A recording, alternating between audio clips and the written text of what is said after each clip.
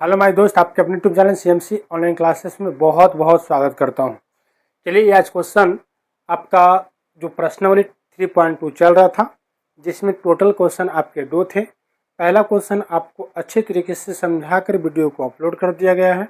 अगर पहला क्वेश्चन आप लोग अगर देख लिए होंगे तो चलिए हम लोग आते हैं क्वेश्चन नंबर 2 पर। और क्वेश्चन नंबर 2 पे आने से पहले आपको रिक्वेस्ट है आपसे कि वीडियो को पूरा देखिएगा कि मैं किस तरह से आपको समझाने का प्रयास कर रहा हूं, और मिस नहीं कीजिएगा। अगर मिस कीजिएगा तो ये आपका भूल होगा, आप नहीं सीख पाइएगा। और इंट्रोडक्शन क्लास आपको परसों की क्लास में आपको एक्सप्लेन करके बता दिया गया था कि कौन कोटि होता है, कौन निर्देशांक होता है, कौन भुज होता है, कार्तीय तल कितने भागों में बटे होते हैं, प्रथम चतुर्थांश में दोनों चिन्ह पॉजिटिव होते हैं या निगेटिव होते हैं, या प्लस माइनस होते हैं, या फिर माइनस प्लस होते हैं। तो आपको अच्छे तरीके से एक्सप्लेन करके बता दिया गया है। ये आपका 3.2 प्रश्नावली का लास्ट क्वेश्चन है, और लास्ट मतलब कि नियामक ज्यामिति का लास्ट वीडियो भी है। ठीक है, फिर इसके बाद अगला मतलब कि एक्सरसाइज आएगा और सिलेबस मतलब कि चैप्टर आएगा। तो ये आपका लास्ट है 3.2 प्रश्नावली का लास्ट क्वेश्चन। आप लोग समझने की पूरी कोशिश कीजिएगा कि मैं किस तरह से आपको समझाने का प्रयास कर रहा हूँ। चलिए ये देखिएगा, ये जो फिगर है ये आपका कार्तीय तल है, और कार्तीय तल को आप अच्छे तरीके से समझने की प्रयास कीजिएगा कि मैं आपको किस तरह से बता रहा हूँ। तो देखिएगा दूसरा क्या बोल रहा है कि आकृति देखकर निम्नलिखित को लिखिए। आकृति देखिएगा और जैसे जैसे बोलेगा वैसे वैसे हम लोग क्या करेंगे, आकृति को देखकर हम लोग आंसर देने का प्रयास करेंगे।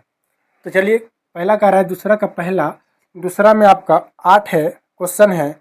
आठों को पढ़ेंगे अच्छे तरीके से, जो बोलेगा उसी के अनुसार हम इसमें से खोज कर इस आकृति में से ढूंढ कर बताने का प्रयास करेंगे कि हमसे पूछा क्या है। तो आकृति में अच्छे से देखिएगा, और आकृति आपको नज़र भी पड़ रहा होगा अच्छे तरीके से। आप लोग को चलिए बताते हैं, प्रयास करते हैं। पहला है बी के निर्देशांक। तो देखिएगा इस आकृति में बी कहाँ पे है, तो बोलिएगा सर बी आपका यहाँ पे है, बी आपका यहाँ पर है। तो कह रहा है कि बी के निर्देशांक क्या होगा, तो बताइए बी का निर्देशांक आपका क्या होगा। तो बोलिएगा सर ये गया है वाई अक्ष पर जो है आपका 2 है, और एक्स डैश पे आपका 5 है। तो पहले एक्स वाला मान होता है, उसके बाद वाई वाला होता है। तो पहले देखिए कि एक्स जो है वो आपका -5 है, और वाई जो है आपका 2 है। तो बी का जो निर्देशांक हो जाएगा सर, यहीं पे लिख दे रहे हैं आंसर इसका, आपका हो जाएगा -5,2 हो जाएगा। बताइए, यही हो गया बी के निर्देशांक।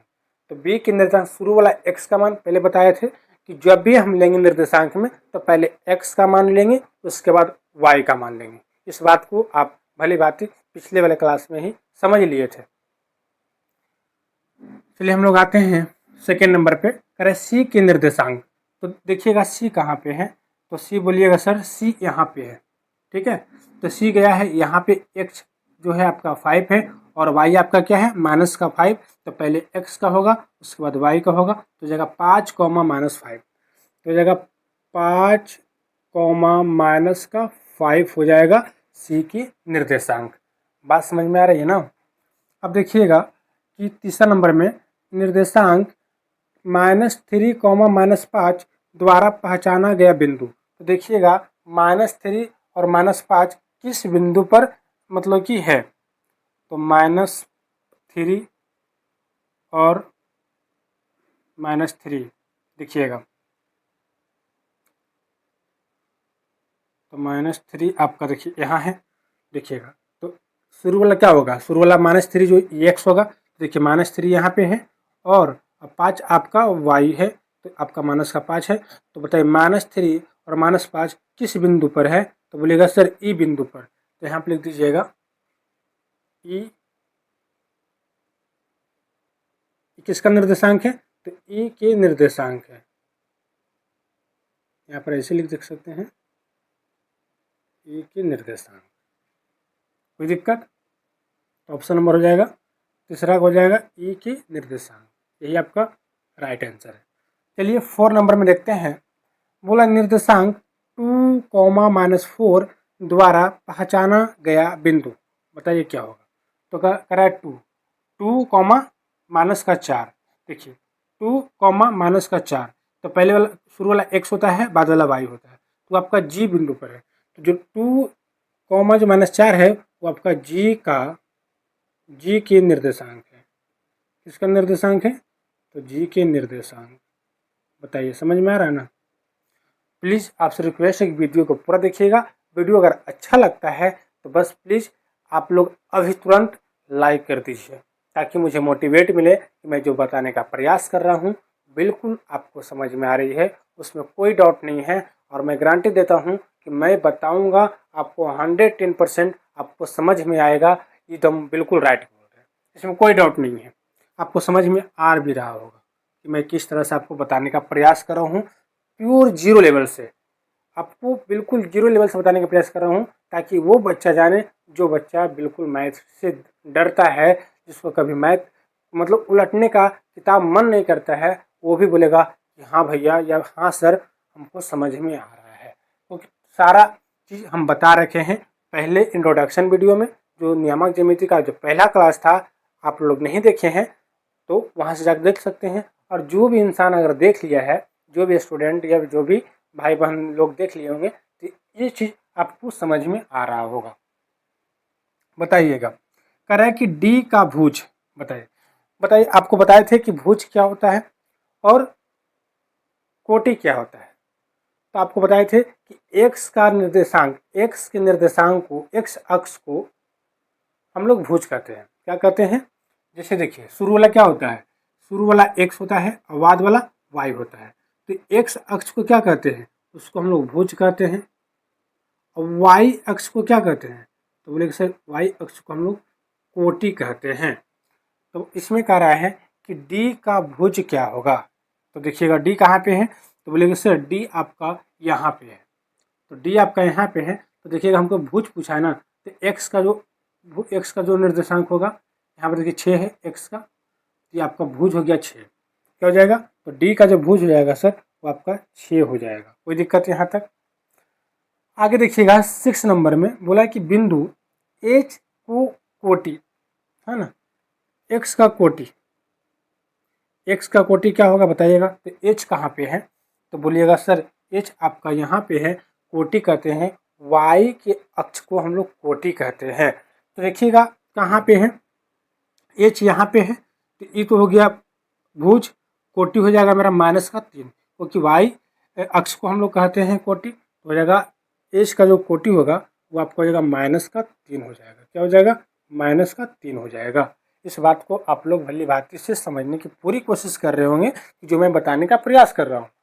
ठीक है। 7 नंबर में बिंदु एल की निर्देशांक क्या होगा बताइए। एल का निर्देशांक, एल आपका यहाँ पे है, एल जो है वो आपका एल यहाँ पे है, एल।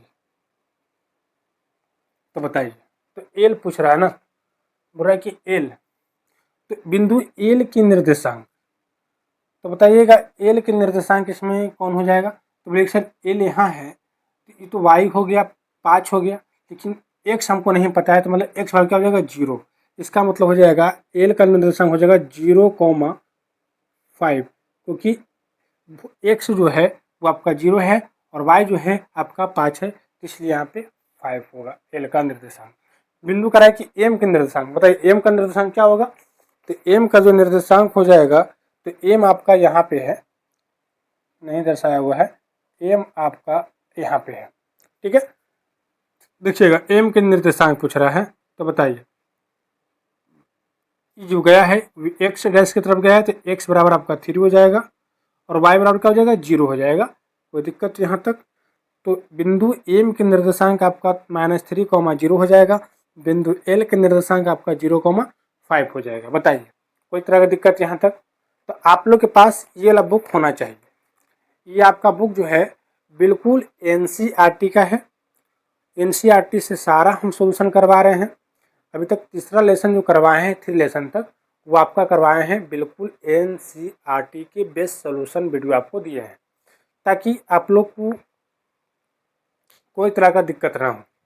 तो ये आपका था प्रश्नावली 3.2, जिसमें केवल 2 क्वेश्चन थे। पहले क्वेश्चन करवा दिया गया था, ये दूसरा नंबर क्वेश्चन था। आप लोग आसानी से इसको समझने की पूरी कोशिश की होगी कि मैं किस तरह से बताने का प्रयास किया।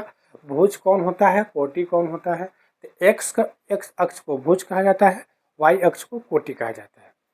तो ये आपका जो नियामक ज्यामिति का जो इंट्रोडक्शन क्लास था, इसमें केवल क्लास 9 में बेसिक है। क्लास 10th में जाइएगा तो 5 प्रकार का फार्मूला पढ़ना पड़ता है।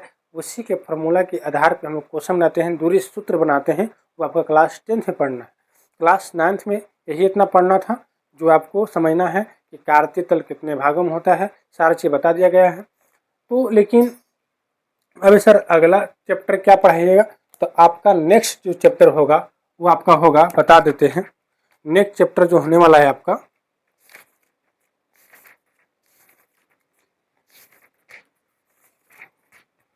दो चरों वाले रैखिक समीकरण। लिख लीजिएगा अगला चैप्टर। अगला जो चैप्टर होगा, दो चरों वाले रैखिक समीकरण। रैखिक समीकरण ये पढ़ना है अब अगले। तो दो चरों वाले रैखिक समीकरण अगला चैप्टर पढ़ना है। तो सबसे पहले हम चैप्टर पढ़ाने से पहले, एक्सरसाइज बताने से पहले हम क्या बताते हैं, पहले कि हम तो जानेंगे कि दो चर क्या होता है, रैखिक क्या होता है, समीकरण क्या होता है। पहले इंट्रोडक्शन क्लास आता है मेरा, उसके बाद ही हम कोई भी लेसन का चैप्टर एक्सरसाइज हम स्टार्ट करते हैं। तो ये आपका लास्ट था, आप लोग भली भांति समझ लिए होंगे। कोई तरह का दिक्कत मैं आपको नहीं किया बताने में, लेकिन आपसे रिक्वेस्ट है कि वीडियो को लाइक कर दीजिएगा और कमेंट में ये लिख दीजिएगा कि आपको वीडियो कैसा लगा, मैं किस तरह से आपको बताने का प्रयास किया और मेरा बताया हुआ आपको कैसा लगा। बस एक लाइक कर दीजिएगा। क्या कर दीजिएगा, लाइक कर दीजिएगा, कमेंट कर दीजिएगा और अपने दोस्तों में क्या कर दीजिएगा, शेयर कर दीजिएगा। ठीक है, मैं इतना आपसे मांगता हूँ। कहता है कि अब सपोर्ट तो करना ही पड़ेगा ना, अगर सपोर्ट कीजिएगा तो और हम बेहतर से कर पाएंगे और आपकी सपोर्ट की बदौलत ही हम हर चीज़ कर पाएंगे। उसके लिए कोई तरह का दिक्कत, चाहे मेहनत कितनी भी लगे, हम आपके लिए मेहनत करेंगे। लेकिन बस एक सपोर्ट बनाए रखिएगा अपने छोटे भाई को। एक एक सपोर्ट अगर सब इंसान अगर करते हैं, जो भी स्टूडेंट में हमसे पढ़ने का प्रयास करते हैं, जो भी सीखने का प्रयास करते हैं, जो भी मैं सिखाने का प्रयास करता हूँ, जिस मेरे माध्यम से अगर आपको समझ में आता है तो बस आप लाइक, कमेंट और शेयर। अगर चैनल पे पहली बार अगर आए होंगे तो चैनल को कर सब्सक्राइब कर लीजिएगा। चैनल को क्या सब्सक्राइब कर लीजिएगा प्लीज़, आपसे रिक्वेस्ट है, सब्सक्राइब। और कुछ नहीं मांगते हैं। बाकी फिर मिलते हैं अगले टॉपिक दो चर वाले रैखिक समीकरण के साथ। जय हिंद। Okay bye, take care.